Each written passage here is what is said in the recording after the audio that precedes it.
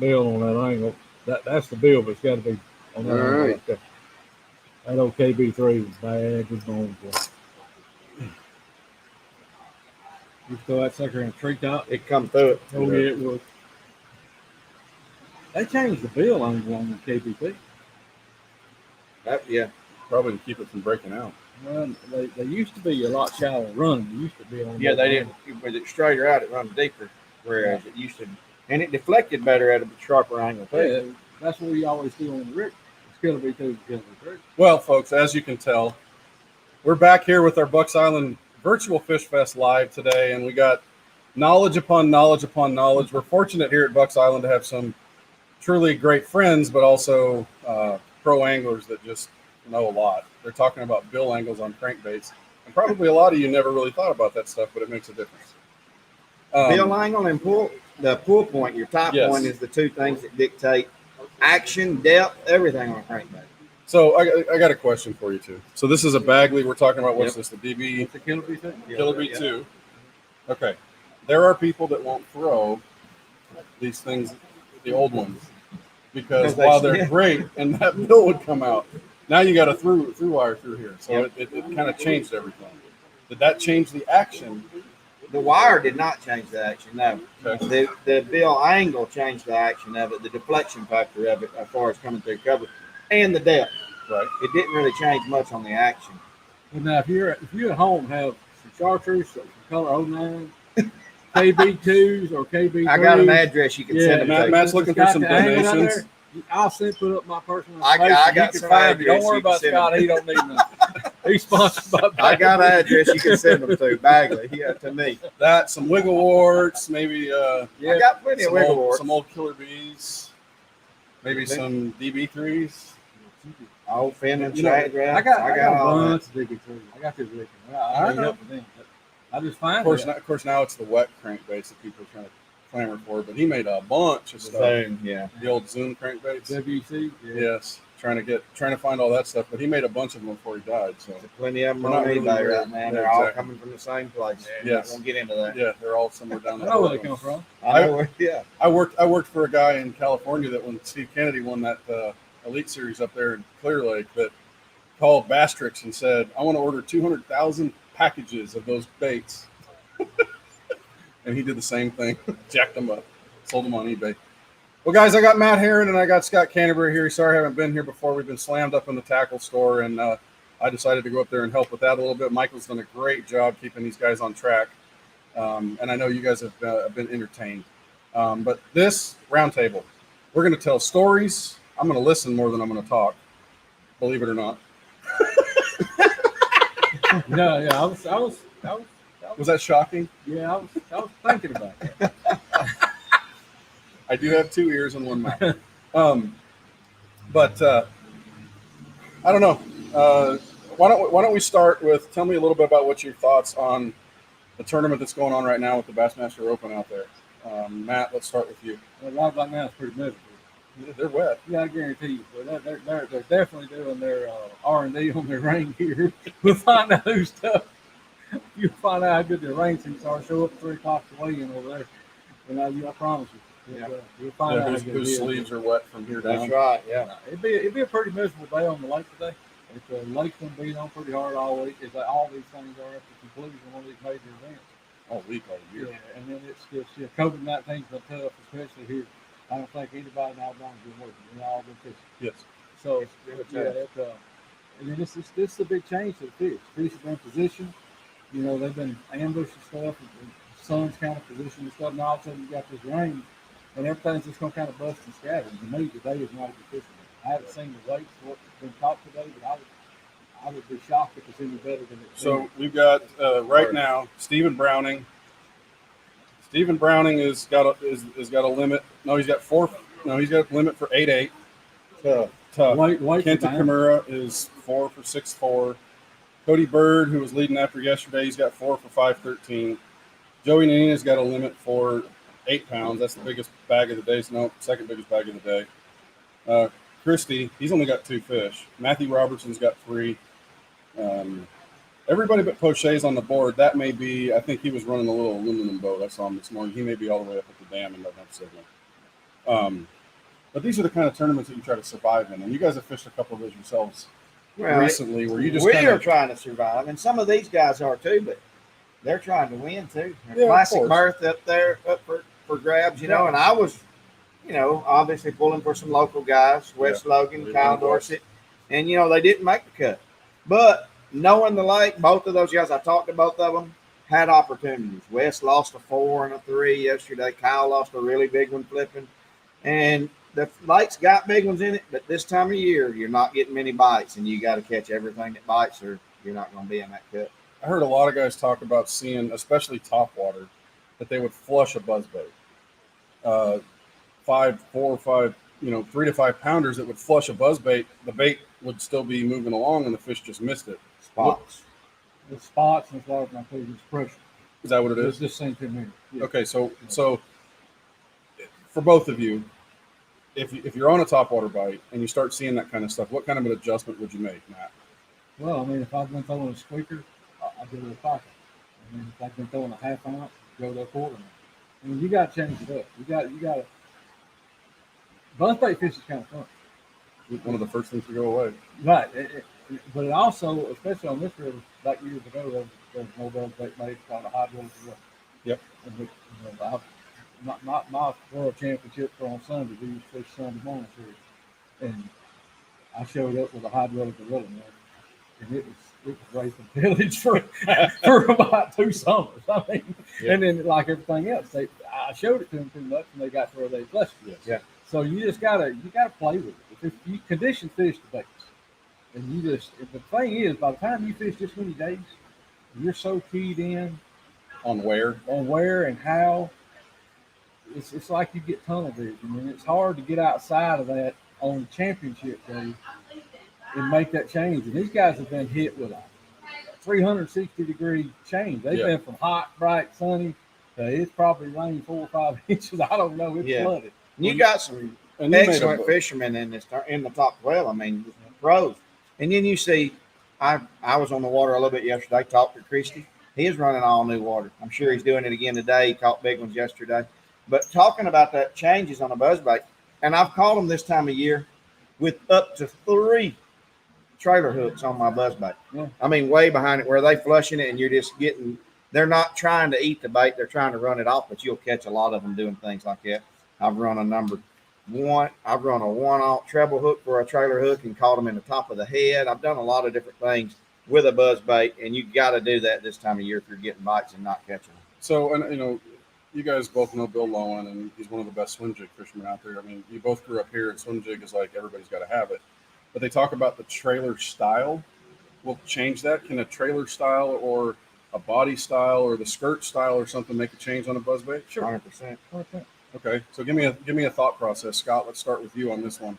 Thought process: if you're throwing the typical toad type bait on a 1/4 ounce buzzbait head, one of your dirty jigs, Canterbury Pro buzzes, and you got that, and they start to swirl behind it. What's the first change you'll make? I've got to where this time of year, a lot of times they're keying on small bait.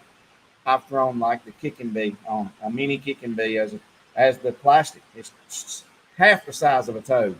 And that makes a big difference. People are throwing a Zoom Z-Crawl on. I like that mini kicking bee on it. And in the fall, I really, more than any other time of the year, I tend to throw a skirt on mine a lot in the fall. Okay. And I think it makes a difference too. But, you know, there's a lot of changes. You can trim that skirt up, make it super short, put a trailer hook that sticks 1 inch behind it, and you get some of them that way where you can't do that with a plastic. You can't trim it up. And it's hard to run trailer hooks when you got that plastic. That's right. It'll catch the tails and messes all the action up. Well, if I've been throwing a squeaker out, go to a practice, some kind of a headbanger. But my big thing in the fall, the last few years, has been a reaction innovation really good for on buzzbait. Use it on Scott's bait, that little 4 ounce toad bait. Shove that little swim bait up there, and it's just something real subtle, and they're keying on little bait. And they, for whatever reason, if they get to where they're swinging with the toad or something, big, wide, bulky bait, they'll commit on that little swim bait. Yep. So you got to kind of play with it. You got to, it's like everything else. A lot of times, whether you're jig fishing or whatever, you just kind of got to play with it until you find. A lot of times in the fall, especially colors, everything. Yeah. I mean, it can be color. Yeah. You can be throwing something pearl white, and you can be throwing something just white. I mean, it's especially on a bright sunny day. It's kind of funny. So I caught a lot at Gunnersville. Same thing. It was the little spanky, same thing as a little dipper on the Canterbury Pro Buzz. Just a real small bait fish profile made a difference on the buzz bait at Gunnersville, even when we were there. Well, and me coming from the West Coast, and I've said this a few times coming here, you look at the water here, and to me, that's muddy. Yeah. But here, it's a light stain for the Coosa River or the Tennessee River kind of thing. But so to me, learning to adjust the colors where I might carry 50 in California, or even I might carry the same basic worm that's got 3 different flake sizes in it, because if it was sunny, you needed the fine flake. If it was cloudy with clear water, you needed the. I've seen it happen.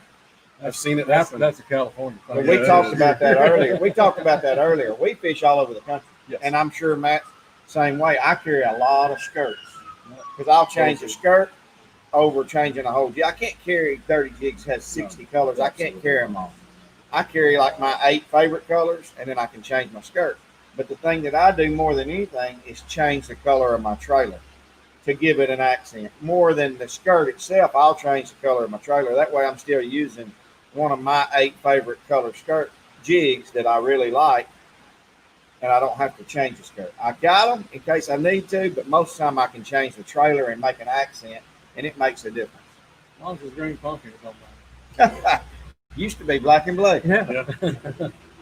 But then you got to have white, Well, the biggest and then you have sexy shad, and then you got to have the biggest revelation I ever had when I figured out it's like green pumpkin in muddy water. yeah. Saved you some weight in the skeeter. Yeah. Michael, do we got any questions specific to this buzzbait talk? I'm not seeing any buzzbait discussion. Anything specific that they want to? Football questions. There's a roll tide. What is Mike Godfrey? Find what hard to believe, Mike Godfrey? That you aren't going to talk the whole time, I Oh, believe. Hey, I've been around. If not, that's what I'm going to apply it to. Yeah. I've been around this sport a long time. There's times you just shut your mouth because people know more than you. Well, I mean, we're talking about fall fishing more than anything. Yeah. You know, that buzz bait lets you cover water. A spinner bait lets you cover water. And the other thing is shallow cranking. Matt does a lot of it. I do a lot of it. All the way through spring, you cover a lot of water. I think I listen to Matt a lot. He fishes a jig as much as I do. We both use that jig for quality, but a lot of times we're using other baits to find areas that's got fish. Okay, let's do this. Let's go. Let's turn to crankbait, square bills in particular, because both of you guys grew up on this river. Let's talk when to use a flat side bait, when to use a big wobbling type bait on a lake like Neely Henry or the Coosa River in general. I use, with the pressure that we've had, I use a flat-sided bait a lot more than I normally do. Most of the time, people throw a flat-sided bait when the water gets cold. Yes. Imitating the shad more than anything else. The colder the water, the flat side, it's a lot tighter wiggle, doesn't put out as much action, much vibration in the water as the wider wobbling baits do. But I went to a flat-sided a lot with the pressure that we're getting to on these lakes, especially with COVID. I've been throwing it in the last 2 or 3 weeks. I've been throwing a flat side, catching some fish, and I think it's due to pressure of boats and stuff that we've had this year. Okay, in general, give me from this to this is a flat side time. This Water to this temp. is. Well, Yeah, it's what are water the temperature and conditions? water color. Okay. I mean, Yep. the big thing to me is I'm gonna throw the big wobbler. Either A, when the water's extremely off colored, one of the first times I'm not doing wobbler, I'm going to go to the big wobbler, or anytime that I'm trying to get a reaction bite, I want that big wobbler. I'm trying to provoke. If I'm in a pressure situation for colder water, I'm gonna go flat. Yep. Okay. I mean, you look at a shad route, for instance. Yes. Probably hasn't been another bait that's caught as many fish in water less than 52 degrees ever been made. I mean, neither one of them are sponsored by them, but we've both caught thousands on them. And it has hardly any action. And, I mean, they bite it in the wintertime. They just bite that bait when the water's cold. And it's a good bait. Oh, they'll bite, yeah. You can take a number 5 shad wrap right now with these fish, especially on the Coosa River. We start queuing up on little bitty shad. from now all the way into Christmas. The number 5 shad wrap. If you just want to take a kid fishing, and look, once upon a time, the Logan Martin, especially from now to Christmas, the number 5 shad wrap is wicked deadly. Yep. And bigger. But it's pain in the tail of throat. You got to throw it on a spinning rod, or you're gonna have to have a little winky bait caster and throw you over that. Well, the 5, there's not too many bait casters you can throw that 5 on. That's pretty small. We throw a 7. You can throw on a 7 on a caster. bait caster, but The 5 is dead.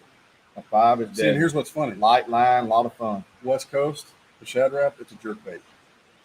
Most people don't fish it like a crankbait.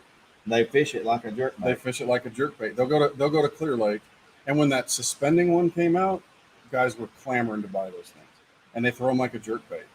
In fact, I remember back watching being on the water taking pictures when Skeet filmed with Zona when it was Zona's old fishing show, and they had Lucky Craft had one. I don't remember what the name of it was, Yeah. but they made a plastic version of it, and they killed them on it as a jerk bait. All kinds of Yeah, we are. stuff. little bit Like different. those stuff like biggest my finisher too, right? Yes, we do. So here's a crankbait That's not very question. big, though. All right. How often do you change hooks on your crankbaits? Every time I need them. During the tournament, not every day. I've changed them. Or In more. certain tournaments, depending on what you're fishing, if I'm fishing like rocks, I've changed them once or twice during the tournament During the day. day, Sit down and change it. I've done that several times in the tournament. You just got to be sure they're always sharp. Get up in the Ozark Mountains and you'll change it 2 or 3 times during the day. Those rocks up there. They are got to awful be long. sharp. I And mean, we're using soft tip rods, light line a lot of times. Yep. You're not putting pressure on them. You've got to have sharp hooks. Well, and sometimes you have to change your crankbaits too. If you're cranking shallow enough around rocks, you'll wear the bills down. On I've got crankbaits. a wiggle wart that doesn't run 6 foot anymore, and I wouldn't take $500 for it. I may never catch another bass on it, but I wouldn't take $500 for it. I had a Rogue back in the day. That's when the Rogues were in. Andre would custom paint them, and I had one of those things, and it was my gamer plug. I mean, I knew anytime from spring to post spawn, I'd go catch them on it. And I came home from a tournament, set my rods in the laundry room, and my sister was babysitting a friend's dog. Yeah, it bit it. And we had to take the dog to the doctor to get it out of its lip because it was across both of them. And he reached over with a pair of pliers. I thought he was going to grab the hooks. He grabbed the bait and went, one of those kinds of things. I wanted to kill that doctor. Oh, my gosh. It was a $30 Rogue that Andre sold. Yep. Baits are important. You'd have probably took pliers and cut the split rings off if you'd have known that before you took the dog. I would have absolutely let him get the hooks out. Yeah. Let him get the hooks out. I hated that dog. We got You a didn't want the vet to see the colors that thing was painted anyhow. No, I didn't. we got a good question that just came in, but I'm gonna save it for a few minutes. Seasoned guys, we've kind of joked about how long you guys have been doing this out fishing. I'd love to hear kind of discussion on the future of the pressure on the bodies of water, not just in our area, but around the country. What where does this fishing thing go? How big can it get with high schoolers getting in there, college angling growing, all that kind of stuff? Like, I mean, that's good. I mean, I love to see the growth, but man, I can tell the pressure has changed fishing too. And I mean, it makes it where explore options when you're out there trying to figure things out. And but it can grow. I mean, it's got plenty of room to grow. And I mean, I love to see the growth. Love to see the next generation of fishermen coming up. I mean, I can remember when I was a kid watching him fish. No, I'm just kidding. But I do remember times when I was fishing tournaments and him bringing in some giant bags around here on the Case. But you were more We were accurate talking on about first that. one. We were talking about it earlier, and talked to him about it before he got on, and talking about some of the big bags at Weiss Lake back in the day, and a lot of that was before the pressure. People were scared to run up and down Weiss. It didn't even get near the pressure that it got 10 years ago, and it's changed it dramatically. One thing that I think that would really help with the pressure, especially in Alabama and stuff, is if we could get a stocking program started on the Coosa River. The whole Coosa River needs it. I mean, we have so many tournaments in the spring. We're catching them off the bed. It changes the 3 weeks, spawning three up. days a week. Yeah, I mean, 4. during the weeks. Yeah. Yeah. I mean, this year and last year, both, I can remember that comes a big flood, and they fish are on the bed on the lower end at Neely Henry, and they have to run the floodgates. But from Minnesota Bend down, it drops 4 foot, and it really affects the spawn. So that's something that I think we all need to look into. The bulk of them. Yeah. There's ways to really improve it and keep it going for generations to come. The populations have been kind of self-sustainable up to now, and you can see the success ratio that especially like Tennessee's had. Yeah. And investing back in the fisheries with Chickamauga. You see Texas is the biggest one, and then Tennessee is what they've done to Chickamauga. You're right. You know, the next sleeper is going. Everybody's going to start hearing about Watts Bar. Yeah. They've invested a lot of dollars up there, and they've done some stocking. And Watts Bar is really coming back. And Watts Bar really got hurt from a couple of spills from some power plants up there and killing other grass. Yes. And Watts Bar is rebounding like there's no tomorrow. It's kind of a sit and sleep. And what the point to all this is, you know, we're having 300 and 400 boat tournaments. We've got all these kids involved. The sport's growing like crazy. And that's fine. And we can sustain that growth, but we're going to have to invest back into the fishery. And I believe if we get into an active stocking program and get a little more heavily involved in the management of our lakes, take into consideration maybe that there's times of year we need to limit certain things. I agree. All the communities that around all of the lakes on the Coochie River are all wanting to help, and they're involved in it. I mean, it's going to happen. It's just a matter of time. It's going to take time. It's everybody's benefit that we have quality fisheries. And, you know, I remember what it was like. You talked about Weiss.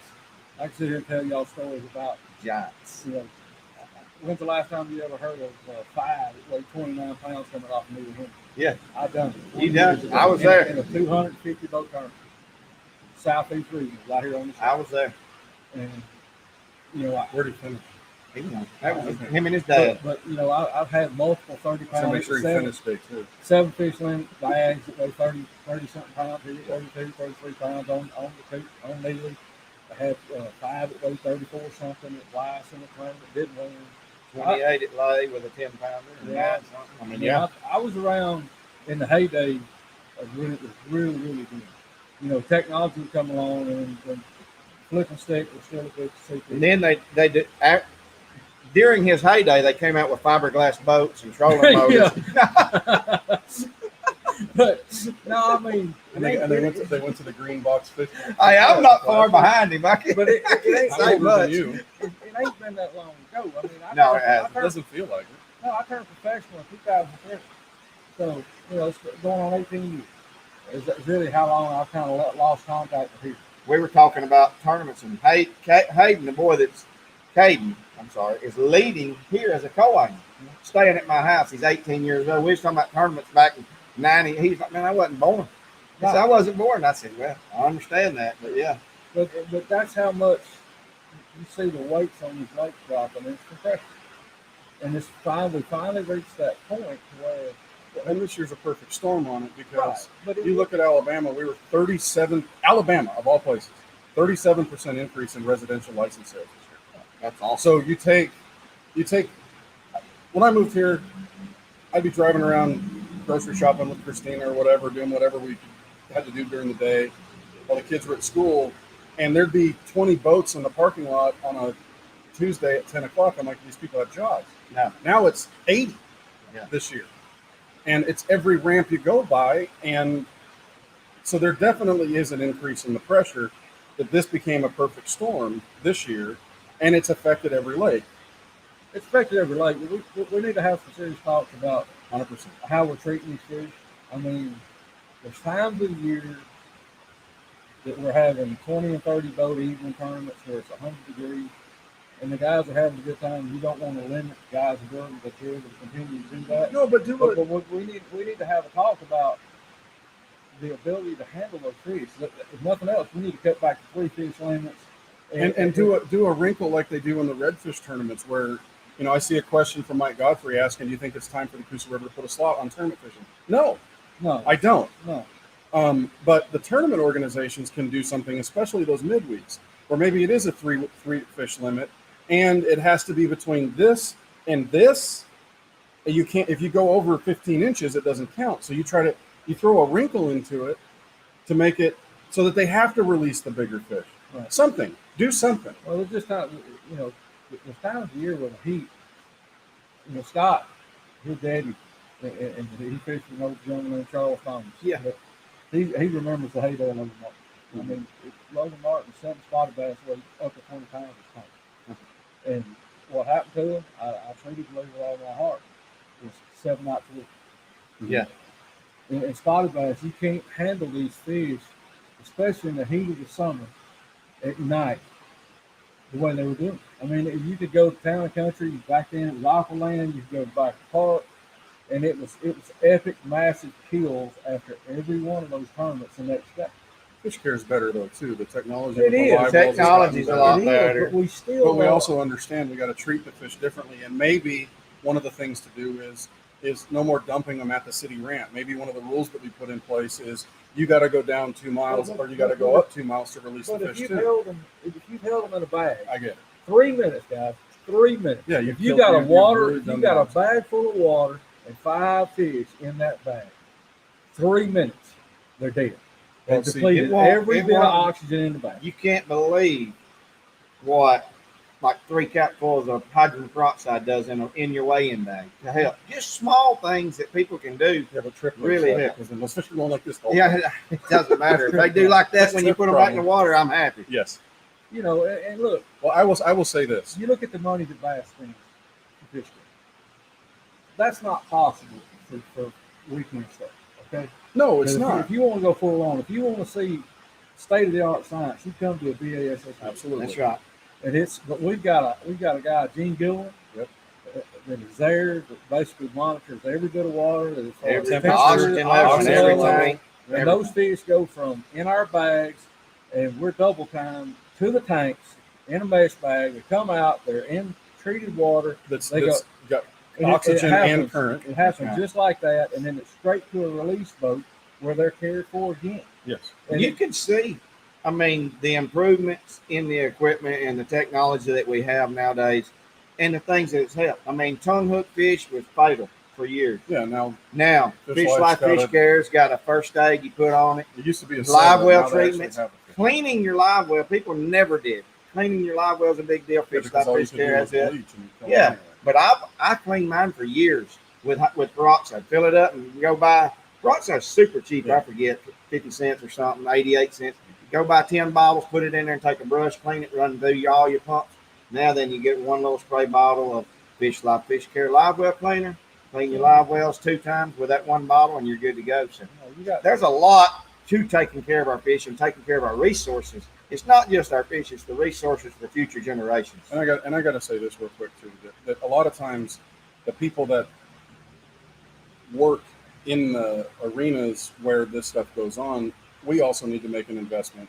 I'm fortunate to be here at Bucks Island, where the Lumpkin family, as a whole, realizes that they make a living based on this river, and they're making investments too. So Oh, they yeah. actually went and bought a tournament fish care system that they're going to donate to use at Coosa Landing, so that there'll be tanks that are going to be set up that tournament organizations are going to have to start using, and we're looking at That's other really good. ways to be able to expand further on our fish care, because first and foremost, they care about our customers, they care about our resources, and they're willing to invest because, truthfully, the more people we have doing it, the more the resources around, the better job we can do of taking care of our customers as well as our resources. And so they've given us That's why that Bucks ability. is who they are with the customer base that they have. I mean, it's unbelievable.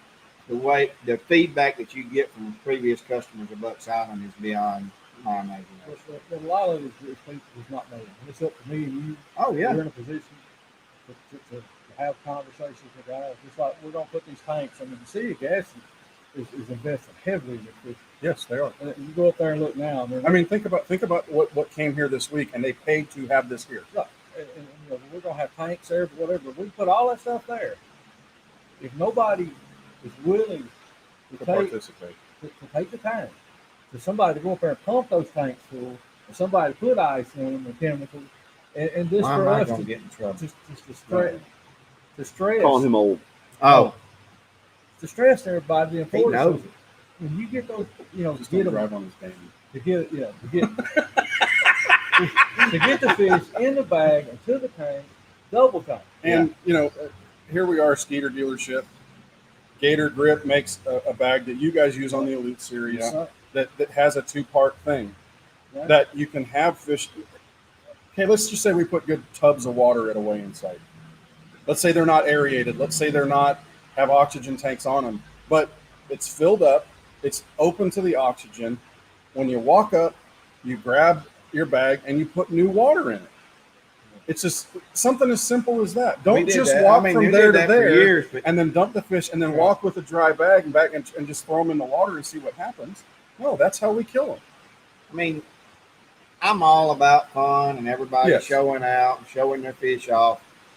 But going fun fishing in the middle of summertime and putting 10 in your live well for pictures at the end of the day is not good. Handfuls of bass up, your hands in the gills. I mean, I don't get on the people, but it's not good. Take a picture and release it. You know? They release them and they say, I did my job, catch and release. No, take them to the grease because that's where you need to release those fish. If you're gonna do that. Anyway, that's all. So let's talk about fishing. As the new guy and as the technology oriented, obviously I live all day on the internet.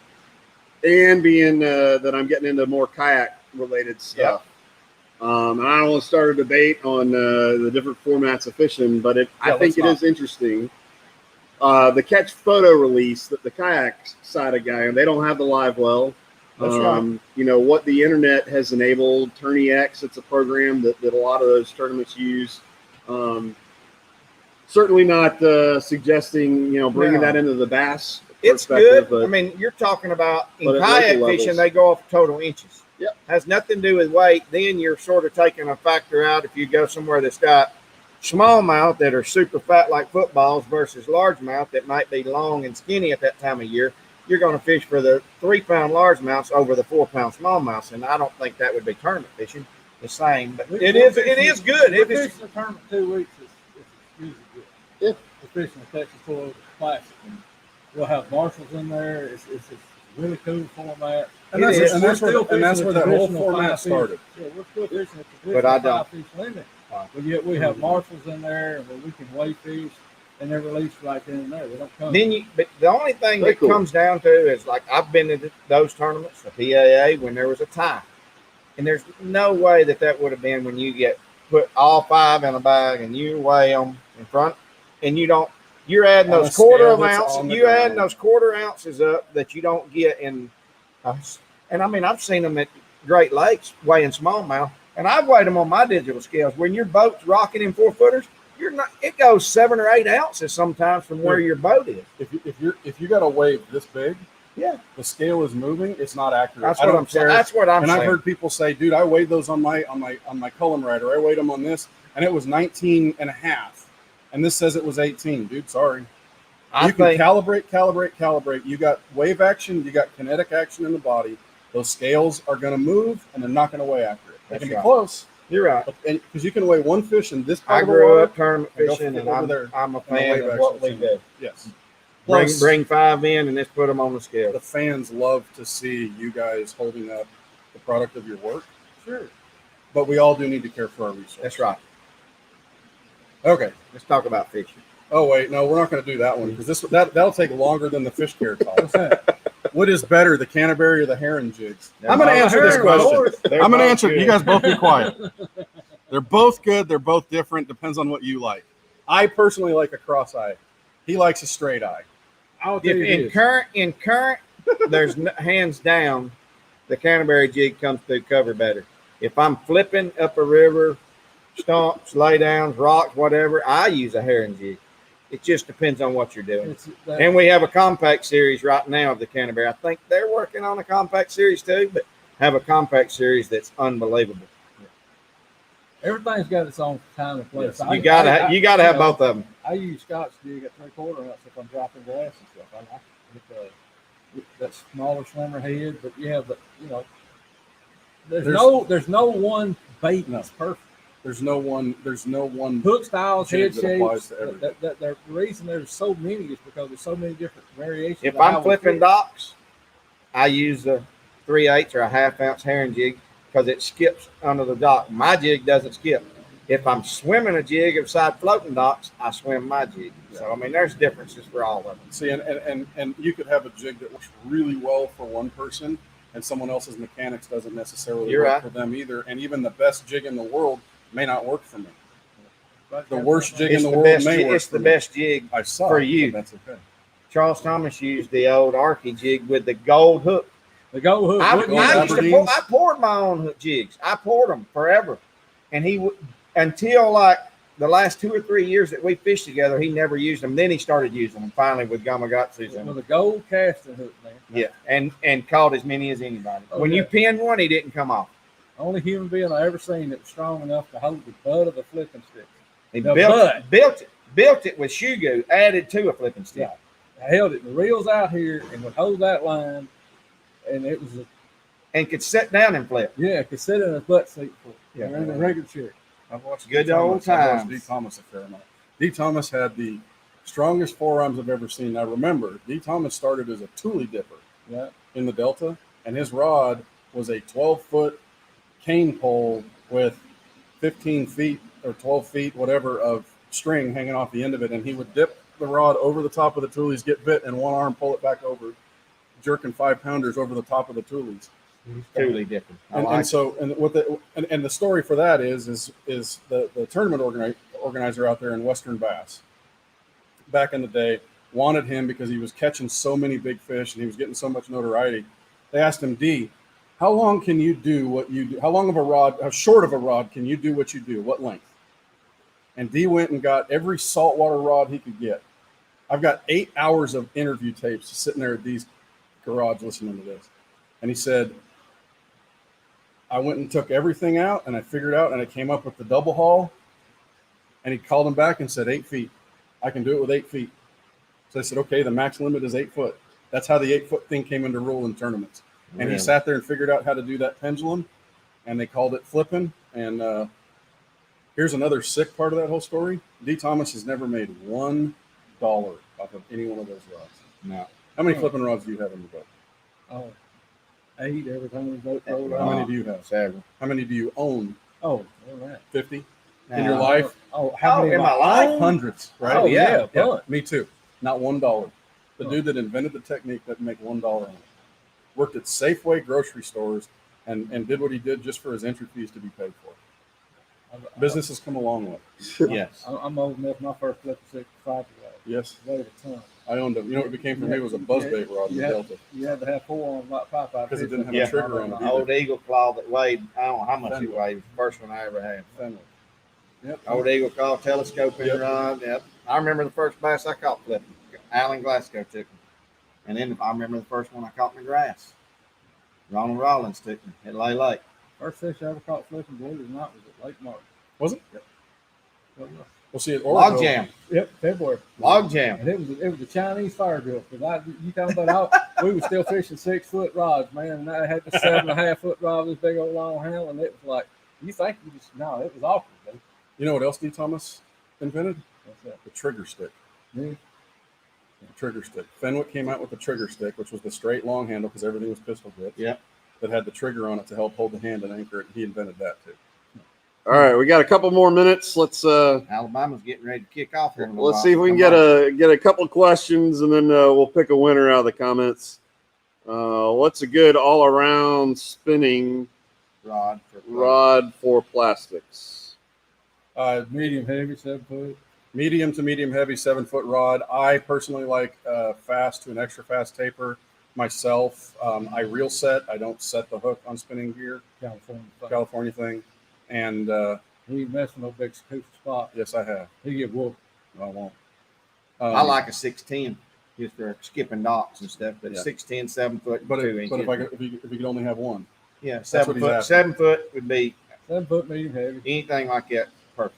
One of the biggest things that's different in California presentation, or like the Ozarks up in Deep Smith Lake Deal versus what we do here is we're Texas rigging these worms on these shaky. Yeah. Right. So you still got to pull that hook We through do. that worm. Absolutely. The big thing that helps with that is the braid, the fluoro, That helped a ton. with But spinning rods. Yes. you know, the first original, like G. Loomis had this big shaky head. That thing wasn't good for a drop shot.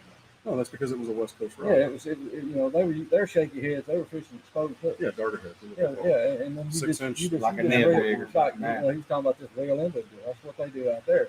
You get a 5-pound flock clamp down on a 4-ounce shaky head with a 6-inch worm on, he's gonna laugh at you to try that. You got to move that bait gotta in his move mouth. it. You got to sock I get all the stretch of the line out and it's locked up. All right. All right. Here's Everybody's got their own personal style. Here's Yep. the last one, and then we'll pick a winner. Do y'all like your chances at the next Bassmaster Elite at Lake Fork? No, Sure. they both hate themselves. Can't think they can. If I didn't like my chances, I wouldn't go. Wouldn't sign up. That's right. I will say this covering these guys. There's not one of these guys that doesn't believe that they can't go to the next tournament and win it. They are all the epitome of professionals. They are all the epitome of absolute sticks when it comes to being on the water, and they fish that tour knowing that at any one time they're going to put them in the boat that's going to win, and they all know that. And then you talk to them afterwards, and they all go, Yep, that's true. And I don't know. There's a lot more of them days than there is the days to call. My Yeah. favorite is when you guys come across stage and you didn't catch them, and immediately you got an answer for why you didn't catch them. Man, the weather changed, and I tell you, they spun off of this, and they could have done that. And I thought, you knew it when you got off the water. The ones that I like are the guys that come up and go, I sucked. Yeah. I don't know what happened. Matt, myself, both setting in good shape for the classic. Yes. Really don't have pressure on us, so could be good. We're just gonna You're go fishing. you're already in, and he needs one. I gotta He catch catches one- I one got bass, one and bass. he's in, and I'm One in. bass. So Y'all probably hear me holler. I did when at I Chicken catch that Market. one over. I'm gonna go, yeah. Now I can go fishing. Now we can go. Yeah, let's have some fun. We'll have a cheeseburger. Can I take a nap? All right. And that tournament pays a lot of money. Big fish gets Big a truck. Guy that wins I mean, gets yeah. automatic. If he's not qualified, That's right. A guy that, automatic classic berth goes to that turn. if one of us was to win, it It gives bumps it another down spot another on the spot. elite. So yeah, there's a lot up for grabs. It'd be like 12-4, getting a tow over the truck. Make the classic. That'd be a big pay. Yeah. Yeah, it would, but then go win it I so would, someone I else would, can get I it. would. I'd pick one of those glide baits about that long. You store it the whole tournament. If I was you. I will right after I catch a 14-inch. All right. Well, so I saw a question in there about favorite rods, and that's a great lead in to a little bonus session we're going to throw in here after we sign off. We got B-Lat is sitting in the back, rigging up doing some tackle rigging. Trying to dry his underwear out. Yeah, he got a little wet this morning. We're going to pull him in for a little bonus session, but we got to pick a winner from this one. So, DanO, what's your PB largemouth? Personal best? Yeah, 10-1. 10-1. All right. Then one of y'all tell me when to stop scrolling, and I've already done. Nice. tell me when to stop Now. moving. All right. Let's go 10 down. 1, 2, 3, 4, 5, 6, 7, 8, 9, 10. 10. Yeah, that was the last All question right. too. That's good. We are. That's awesome. His personal best is bigger than mine. I'm going to tell you that much right now looking at that picture. Well, It's a nice one. Yeah. he's winning 5 extra entries into the raffle for next weekend. So you want to close this out? Folks, as always, thank you for spending time with us as we sit here and ramble on for hours. But the knowledge in this room with these two guys is it's impressive, and I learned from it, and I love being around it. I know you guys do, but thanks for spending some time on a Saturday when you could be out fishing in the rain yourself, watching Bassmaster Opens live on Neely Henry, or watching a football game. And you chose to spend time with us. And he's itching to go watch football. He'll be all right. If you hadn't been in that FXR, come see us at Bucks. Yes, absolutely. Come visit us anytime. Thanks for spending time with us. All right.